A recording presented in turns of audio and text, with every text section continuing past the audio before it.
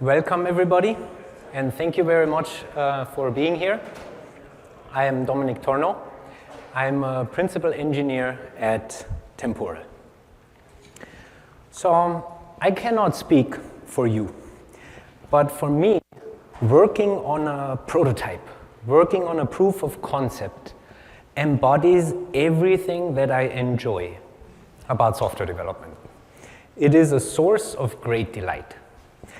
But working on a production system embodies a lot of what I loathe about software development. It can be a source of great frustration. So what is the difference?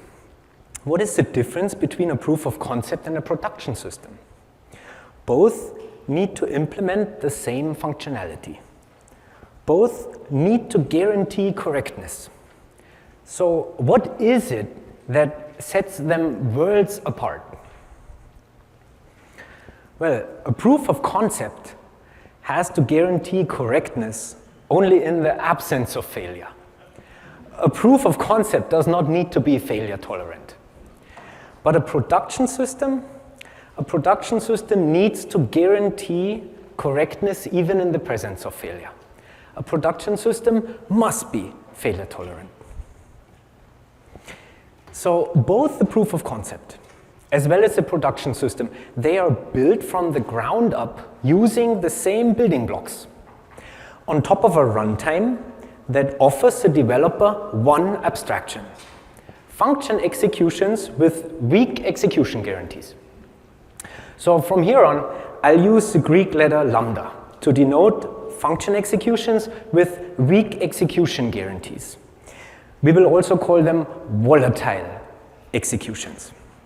Volatile executions, they threaten correctness because they do not guarantee completeness. In case of a failure, like a crash fault or a timeout, they prematurely terminate. That is, volatile functions only partially execute, transitioning the system from a consistent state to a potentially inconsistent state. So if you're building a proof of concept where correctness in the presence of failure is not required, you get a delightful developer experience only at the cost of failure tolerance. You get to ignore potential failures. If you're building a production system where correctness in the presence of failure is required, you get failure tolerance, but only at the cost of a delightful developer experience. You must address potential failure. And failure detection and mitigation entails much more than a simple try-catch block. Nystrom, the author of Crafting Interpreters, wrote a blog post, "What color is your function?" Nystrom uses the analogy of color to explore how async code starts as a tiny dot and eventually covers your entire code base. And the requirements of failure tolerance on top of volatile executions has a similar quality. It infects your entire code base. It spreads through your code, adding pessimistic locking, adding optimistic locking, adding rollbacks, adding roll forwards, undo logs, redo logs, databases, queues, timers, until your elegant and simple proof of concept turns into an unrecognizable and complex monster, also known as the production system. However, there may be another way. Can we build a system using a different building block on top of a runtime that offers the developer a different abstraction? Function executions with strong execution guarantees. So from here on, I'll use the Greek letter pi to denote function executions with strong execution guarantees, also called durable executions. And durable executions guarantee correctness because they guarantee completeness. In case of a failure, like a crash fault or a timeout, they are not affected. They guarantee exactly once semantics, transitioning the system from a consistent state to a consistent state. So volatile executions force us to choose between a delightful developer experience or failure tolerance, whereas durable executions allow us to enjoy both. Now that is a bold statement, but that statement is not without precedent. For the last 45 years, the database community has been enjoying a delightful developer experience and failure tolerance on the core abstraction of database transactions. Database transactions allow the developer to develop their application as if failure or concurrent data access does not even exist. Databases mitigate failure and concurrent access on a platform level, making it entirely invisible on an application level. So let's have a look at this SQL statement. This statement implements basic money transfer, subtracting the desired amount from the source account, adding the same amount to the target account, and here, regardless of overdraft. Not important for this example. Without transactions, we must worry about at least two different events. First, the execution may encounter a failure after the first update, but before the second update, the situation known as partial execution, leading to an incomplete change set, an application level inconsistency. We just lost money. Second, when reading and writing the balance, two or more concurrent executions may interfere with each other. That situation is known as a race condition, again leading to an incomplete change set, leading to a lost update, again an application level inconsistency. But with transactions, we do not need to worry.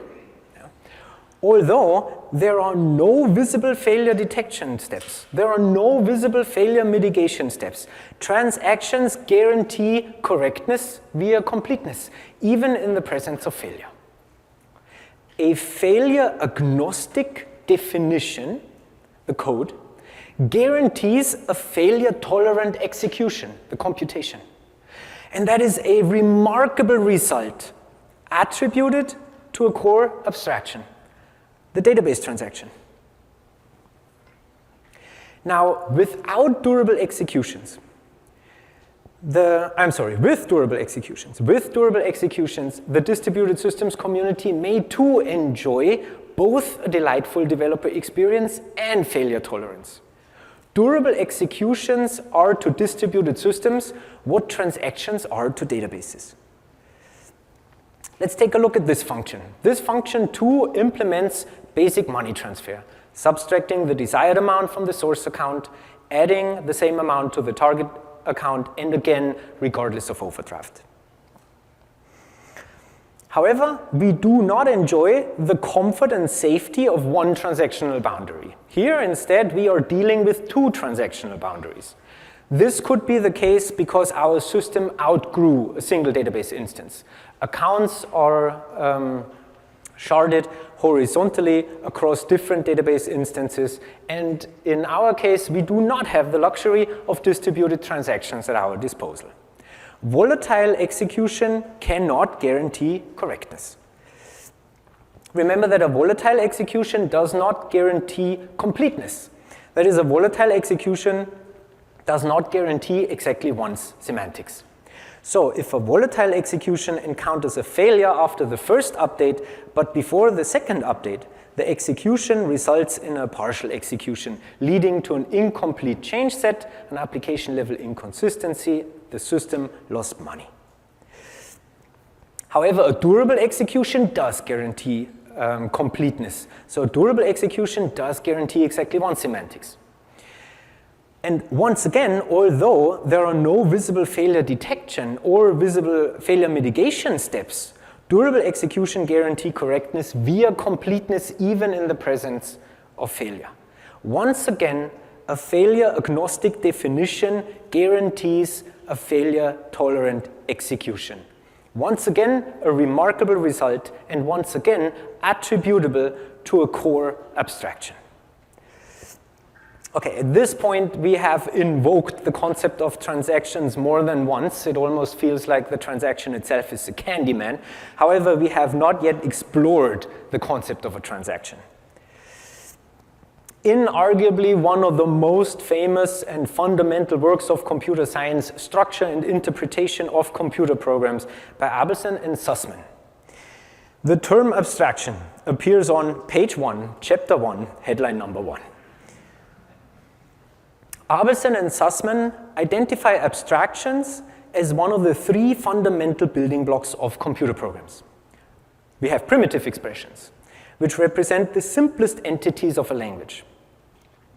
We have means of combinations, by which compound elements are built from simpler elements. And we have means of abstractions, by which compound elements are named and manipulated as a unit. Abstractions give compound elements identity and integrity. And while this definition is certainly technically correct, the best kind of correct, Abelson and Sussman do not emphasize the significance of abstractions. Perlis famously stated that a language that does not affect the way you think about programming is not even worth knowing.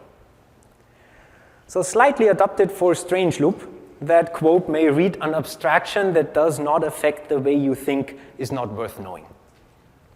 Abstractions change the domain of discourse. Abstractions transform entire worlds. In their book, Modern Operating System, Tannenbaum and Bose use this illustration to highlight the transformative nature of abstractions. A lower level presents a set of entities, the ugly entities, that a higher level consumes and transforms into a different set of entities, beautiful entities, to present to the application developer. So for Tannenbaum and Bose, abstractions turn the ugly into the beautiful. So for example, from the point of view of an operating system, the hardware presents its ugly interface, the CPU, the RAM, the disks. The operating system consumes these entities and presents its beautiful interface, processes, memories, and files. However, as we all know, beauty lies in the eye of the beholder. So for example, from the point of view of database systems, now the operating system presents its ugly interface. Now processes, memories, and files are undesirable. Now the database system consumes these entities and presents its beautiful interface, tables, rows, and columns. And this example of databases and operating systems also underlines the recursive relationship between abstractions, where higher level abstractions are composed of lower level abstractions, are composed of lower level abstractions, until we hit the primitives, the simplest entities in the system. And each time we cross the threshold from hardware to operating system, from operating system to database system, we enter an entirely different world with different entities, different relationship amongst those entities, and different constraints on these relationships. Every single time we are presented with an entirely different semantic. So in his paper, Beyond Distributed Transaction, Helland uses this illustration to highlight the transformative nature of abstractions. And instead of the terms beautiful and ugly, Helland uses the terms agnostic and aware. And he also emphasizes the application programming interface that maps the higher level agnostic concepts onto the lower level aware concepts. So personally, I prefer this illustration to highlight higher level and lower level abstractions and reason about their relationships. So looking from the bottom up, we see a composition. Executions using abstractions on a lower level are composed into executions using abstractions of the higher level. The execution on the higher level emerges. But looking from the top down, we see a reduction. An execution using abstractions of the higher level is reduced or transformed or compiled into executions using the abstractions of the lower level. But regardless, if you look at the system bottom up or top down, there is a notion of equivalence. Whether I reason about the system in terms of the higher level or in terms of the lower level, I shall come to the same conclusion. Simply said, whether I reason on the higher level or on the lower level, the system shall always return the same result. Now, at this point, we are now well equipped to explore how volatile executions compose into durable executions, or coming from the other direction, how durable executions map onto volatile executions, and how the system on either level guarantees exactly one's semantics. Now we are entering the world of durable executions. So to use Tannenbaum's and Bohr's terminology, we will explore how we turn ugly volatile executions into beautiful durable executions. Or using Helen's terminology, with less drama but also less flair, how do we turn failure-aware executions into failure-agnostic executions? Here we will follow a top-down approach. So we start with a durable execution and map them onto volatile executions while preserving exactly one's execution guarantees. So a durable execution must provide exactly one's semantics. That is, a durable execution must execute observably equivalent to exactly once. In other words, a durable execution must not be affected by failure or time limits. It must reliably execute for minutes, hours, days, weeks, months, years, or indefinitely, ignoring all crash faults that may appear. Now, like a volatile execution, a durable execution is a sequence of steps, internal steps and external steps. Internal steps advance the state of the execution itself. They do not have an effect. External steps, from here on out called tasks, do affect the state of the world. They are effectful.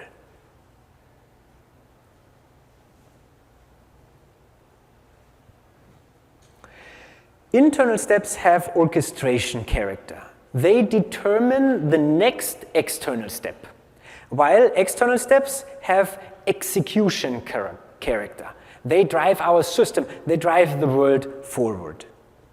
So you may think of the processes, the orchestrator, as suspending on the task, and the executor, and resuming its execution when the task returns.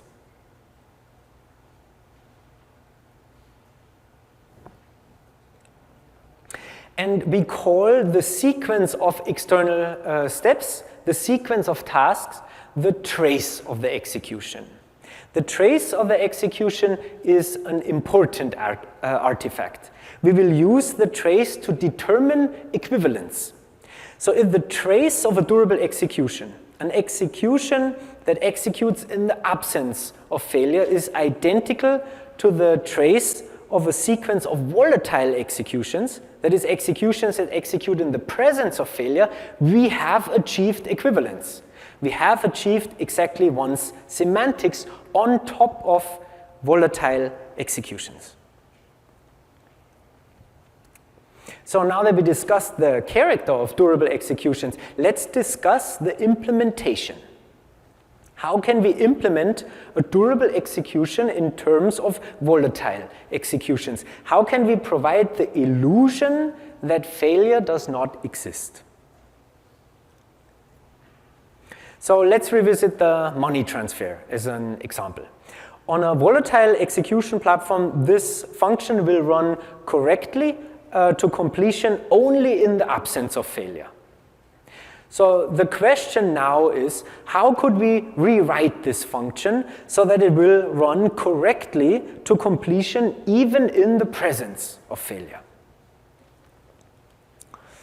Well, a popular pattern to implement failure-tolerant processes is to break up the process into individual steps.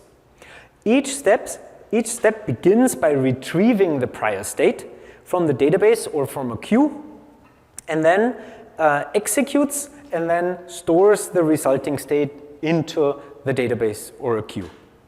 And in the event of a failure during a step, the step will be retried. Therefore, we also have to ensure that steps are idempotent. Idempotence refers to the property of an operation that when invoked multiple times, it does not alter the state of the system beyond the initial application. So in case a caller invokes a callee and the callee returns successfully, the caller may rightfully expect that the callee performed its task successfully. However, what happens if the callee does not return successfully? The caller does not know whether the request was lost, the callee crashed before performing its task, or whether the callee crashed after performing its task, or if the response was lost. The caller must not expect that the callee performed its task successfully. And to mitigate this situation, the callee typically retries the invocation. However, if in fact the callee performed its task successfully on the first try, the same invocation must not alter the state of the system again. Instead, after the first successful invocation, subsequent invocations must amount to basically a no operation. Now, on a side note, that raises a fascinating question. What constitutes the same invocation, and what constitutes the same state? For a philosophical discussion of sameness, I recommend Data and Reality by Bill Kent.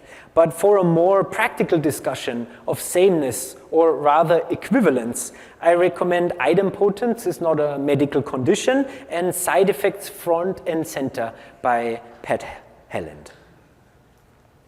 So idempotence ensures that the sequence of executions that are depicted on the bottom are observably equivalent to the sequence of executions that are depicted on the top.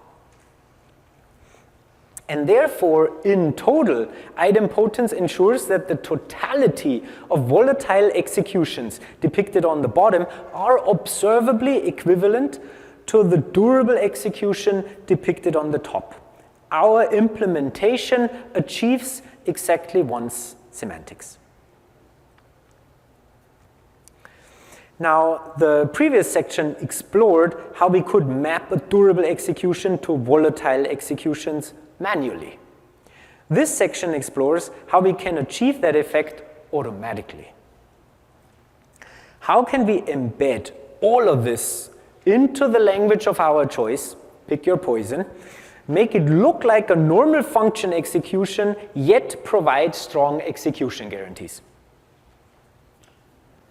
So first, we still need to break up the process into individual steps.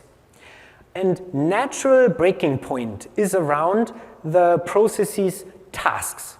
We suspend the process when we invoke the task and resume the process when we return from the task. However, retrieving and storing a state of an execution, that is frequently called reloading a snapshot, is a very difficult undertaking. Most languages and runtimes do not support serializing and deserializing a running execution so that we could resume after the task completes. So instead of retrieving and storing state, we will cleverly retrieve and store the event history that resulted in that state. So simply said, we will store the results of the task and rehydrate the execution from the initial state to its latest state, frequently called replaying to a checkpoint. And we will use coroutines to implement this strategy. So a classic function execution a subroutine execution has exactly one entry point and exactly one exit point. The caller invokes the callee and therefore transfers the control flow to the callee. And eventually the callee returns to the caller, transferring the control flow back to the caller. However, coroutine executions generalize subroutine executions. A coroutine execution has multiple entry points and multiple exit points, allowing execution to be suspended and resumed. So the callee may yield back to the caller, therefore transferring the control flow back to the caller. And the caller may eventually resume the callee and therefore transferring control flow back to the callee again. And all the while, the coroutine execution holds its local state between suspension and resumption. So coroutines allow us to implement failure detection and failure mitigation transparently to the coroutine itself. So the first puzzle piece to failure tolerance is retrying tasks. So let's look at a process implemented via subroutines, not coroutines, subroutines. The runtime invokes a subroutine, and the resulting subroutine execution invokes another subroutine execution. And since subroutine 1 is the caller of subroutine 2, in case of a failure, subroutine 1 has to perform failure detection and failure mitigation. That is, subroutine 1 supervises subroutine 2 and retries the failure. So subroutine 1 is intimately aware of the fact that subroutine 2 may fail. No failure transparency here. However, let's look at the same process implemented via coroutines. The runtime invokes a coroutine. The resulting coroutine execution does not directly invoke the task. Instead, we choose to yield the intent to invoke the task back to the runtime. The runtime now invokes the task on the coroutine's behalf and resumes the coroutine with the result of the task execution. And now, since the runtime is the caller of the task, the runtime has to perform failure detection and mitigation. That is, the runtime will perform the retry on failure. Now the coroutine is completely oblivious to the fact that the task may fail. And now the second piece to the puzzle is rehydrating state. On the first iteration, the runtime invokes the coroutine. And the coroutine invocation yields the intent to invoke the task back to the runtime. Now the runtime checks its log and determines that this task has not run yet. The runtime then destroys the coroutine, and only then does it invoke the task. When the task returns, the runtime adds the task result to its log.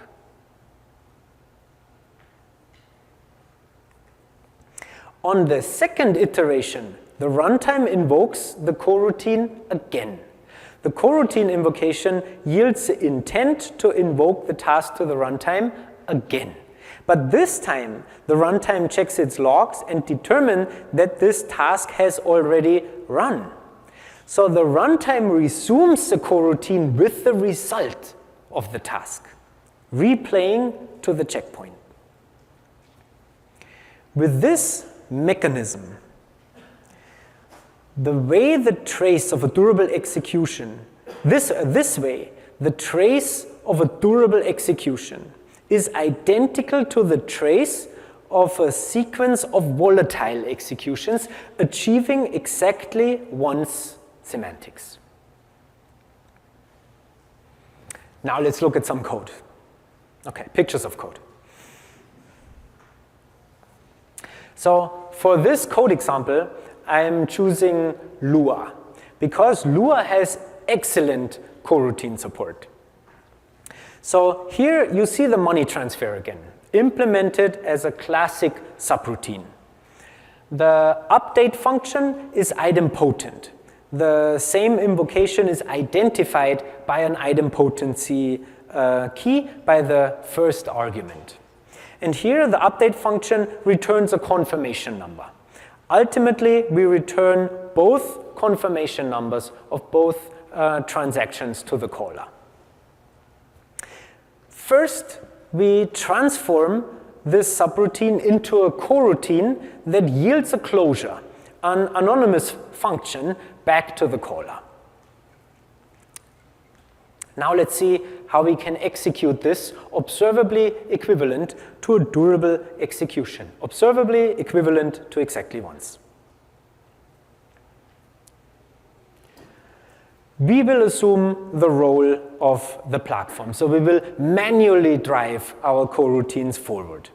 So for the first iteration, first we create the coroutine, and then we kick off the coroutine via the first call to resume. The coroutine yields the first closure, which we as a runtime execute on the coroutine's behalf. And we record the result of the first task in our log, and we destroy the coroutine. In Lua, there is actually no explicit destroy command, so we simply let the variable go out of scope, and the suspended coroutine will terminate when garbage collected by the runtime. For the second iteration, first we create the coroutine again, and then we kick off the coroutine via the first call to resume once again. The coroutine yields the first closure, but this time the result of the first closure is already in our logs. Therefore, we may instantly resume the coroutine with said result. So now the coroutine yields the second closure, which we as a runtime execute once again on the coroutine's behalf. And once again, we record the result of the second task in our log and destroy the coroutine. Let's not go through this again, it's getting a little bit boring, so we repeat this process until the coroutine does not yield, but does actually return. And even though we executed the coroutine iteratively, the resulting trace and the resulting return value are observably equivalent to the coroutine executing exactly once. Now, obviously, this example is a mere illustration of the very basic mechanics of a durable execution platform. However, there exists mature durable execution platforms based on these principles in production. And arguably the most well-known and widely adopted are Azure Durable Functions, Cadence, Infinitic, and Temporal. And since my expertise is on temporal, I will take temporal as an example. So temporal is an MIT licensed open source durable execution platform that is currently in production in companies such as Netflix, Snap, and Box, and allows you to develop and operate durable executions in different languages like Golang, Java, JavaScript, TypeScript, PHP, and additional languages like Python and Rust coming. So if you do have any questions on durable execution platforms in production, please do feel free to reach out to me on Slack. And since we talked about databases and database transactions today, if you're curious to learn more about the internals of databases, check out my newsletter, The Weekend Read. In today's issue, Ben Johnson from Fly.io explores how the SQLite virtual machine works under the hood. And with that, thank you very much for attending my talk, and I'm here for questions. That compares actually very well. I have a paper that the author just escapes my mind, but it's a 1983 paper that is called the end-to-end argument. And the end-to-end argument explores the boundaries of failure tolerance and failure transparency. So the question is, how far can you push failure tolerance and also failure transparency into the platform? And when do you actually need to expose it to the application? And in our case, there is a certain class of failures that we can push into the platform, what we call platform failures, like, for example, crash faults, but also network faults. But other failures, like if we actually wanted to address the possibility of an overdraft, we cannot push that into the platform, right? We do have to surface that to the application level. So there are similar concerns in the TCP IP stack. How far down can you push failure tolerance and failure transparency? And that depends. So if you lost one packet, then you have a good chance that you can rectify this situation by resubmitting that packet completely transparent to the upper levels. However, if you run into a more permanent situation that requires manual repair, like an expired certificate, you cannot. At that moment, you need to expose it to the application level. So even so that this is a completely different domain, the driving forces are the same. So if you're interested in that, I highly recommend the paper, the end-to-end argument in systems design, and also another paper that is called The Hourglass. It's also a very good examination of that principle. Please. So you are correct. The process itself, the orchestration part of the process must be 100% deterministic. Anything that is not deterministic must be pushed into tasks, what we in the context of temporal call activities. So if you wanted to, for example, call a third-party service via the network, or if you wanted to talk to the database, you have to push that into the activity. The activity does not need to be deterministic, but it needs to be idempotent, because there is an uncertainty interval where we do not know if the activity was successfully executed or not, and we need to retry.